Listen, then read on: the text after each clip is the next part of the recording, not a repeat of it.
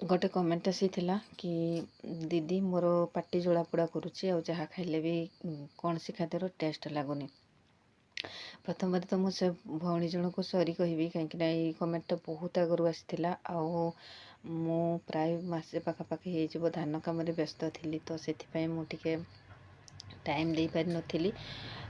तो देखंतु प्रथम तो कहबी आपणकर जदि पेट गरम थिबो ताले मध्ये ए समस्या होइथिबो न तो बी कम्प्लेक्स रो कमी थिबो। मु 2 मास पाखापाखि एमती सफर करी बहुत डॉक्टर देखी किसी लाभ हो नथिला। घरे मु पान महुरी आ मिश्री रे ही ठीक करी जेहेतु मोर पेट गरम थिला। जदि आपणकर पेट गरम थिबो ताले प्रत्येक दिन सकाळु पान महुरी आ मिश्री को गुंड करी गोटे चमच लेखाए नेबे ठंडा पानी रे। गरम पानी व्यवहार करेंगे ना, ठंडा पानी रे नेबे।